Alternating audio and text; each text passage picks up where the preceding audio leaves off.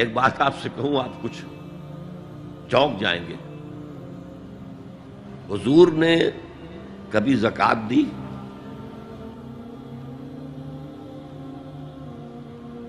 کبھی نصاب کے بقدر پیسہ آپ کے پاس جمع ہوا کہ آپ پر زکوٰۃ واجب ہوتی؟ کیسی عجیب بات ہے. ارکان دین میں سے ایک رکن سرے سے غائب. کبھی آپ نے مال رکھا ہی نہیں.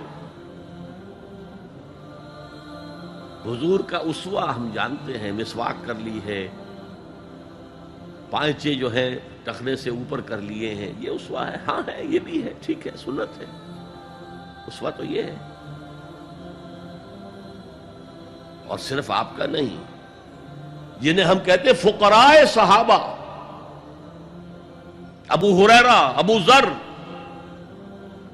سلمان فارسی، علی رضی اللہ تعالی عنہم اجمعین، یہ فقراء صحابہ میں سے تھے. کبھی کچھ نہیں رکھا اپنے پاس. میں نے بتایا تھا آپ کو شاید کہ حضرت علی کی جب شادی ہو رہی تھی حضرت فاطمہ سے، کوئی مکان تھا ہی نہیں، کہاں لے کے جائے. ایک انصاری نے ایک حجرہ دیا ہے اپنے مکان کا، اس میں حضرت فاطمہ ودا ہو کر گئی. He didn't have any home. ابو ذر وہ تو دوسری انتہا کو چلے گئے تھے. قانون یہی ہے، حلال سے کماؤ، اگر ایک حد سے آگے بڑھ جائے تو زکوٰۃ دے دو، باقی تمہارے اختیار میں ہے. دینا چاہو دو، نہ دینا چاہو رکھو اپنے پاس. قانون اس سے زیادہ آپ کو پابند نہیں کرے گا. کبھی بھی آپ نے جبر نہیں کیا، ایمرجنسی میں بھی جبر نہیں کیا. ایک واقعہ آتا ہے کہ حضور کو کئی وقت کا فاقہ تھا. تھوڑی دیر کے بعد حضرت ابو بکر آئے. آپ نے چہرے سے پہچان لیا کہ فاقے سے. پھر حضرت عمر آئے، پہچان لیا کہ فاقے سے. شاید حضور خود اپنے لیے نہ اٹھتے نہ جاتے، اپنے دونوں ساتھیوں کو لے کر ایک انصاری کے باغ میں پہنچ گئے. انصاری کی عید ہو گئی. فوراً لا کر اس نے کچھ کھجوریں، کچھ انگوروں کے گوشے رکھے. اس کے بعد وہ دوڑا چھری لے کر کسی جانور کو ذبح کرنے کے لیے.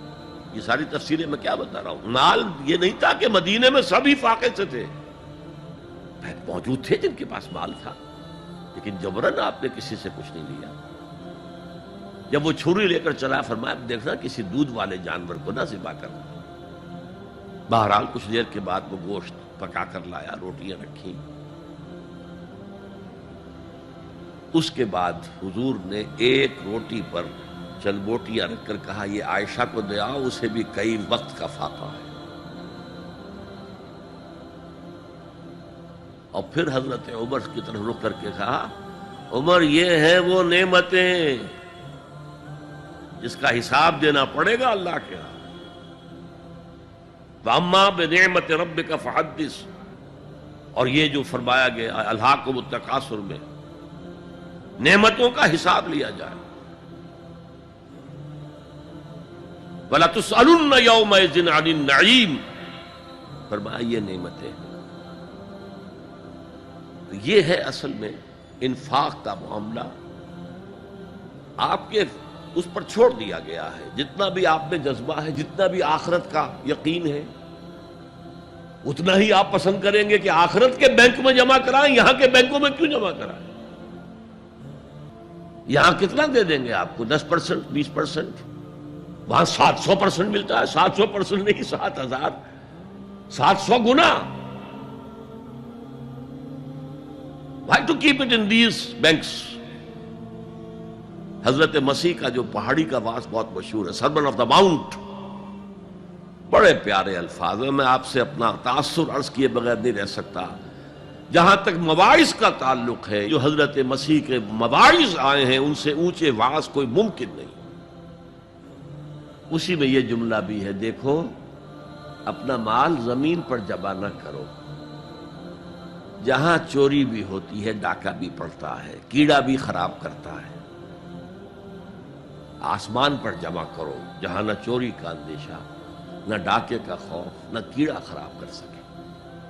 اس لیے کہ میں تم سے سچ کہتا ہوں کہ جہاں تمہارا مال ہوگا وہی تمہارا دل ہوگا۔ مال یہاں ہوگا تو دل اٹکا ہوا ہوگا، اور فرشتے اس طرح گھسیٹ کر کھینچیں گے آپ کی جان کو جیسے کہ سیخ پر سے کباب کھینچا جاتا ہے۔ اور اگر دل وہاں لگا ہوا ہے جس کے لاکھوں کروڑوں ڈالر سوئس بینکس میں جمع ہے، اسے کہا جائے نکل جاؤ پاکستان سے، اسے کوئی تکلیف ہوگی؟ نکل جاؤ فلاں ملک سے، ملک بدل کرتے تمہیں کیا تکلیف؟ میرے بینک کے اندر پیسے ہیں۔ البتہ جس کا باہر کچھ نہ ہو اسے اگر یہ دی جائے سزا تو اس کی تو جان پر بن جائے گی۔ تو یہ ہے انفاق کا معاملہ۔ اس میں یہ دو جو ہے، ایک قانونی سطح ہے، قانونی سطح یہ کہ حلال ذریعہ حرام نہ ہو، سود نہ ہو، جوا نہ ہو، فحاشی کو ذریعہ نہ بنایا جائے، منشیات کو ذریعہ نہ بنایا جائے کمائی کا، اور جو بھی آپ کے پاس ہے آپ نصاب کی سطح کے اوپر آ گئے تو 2.5% زکوٰۃ دے دو۔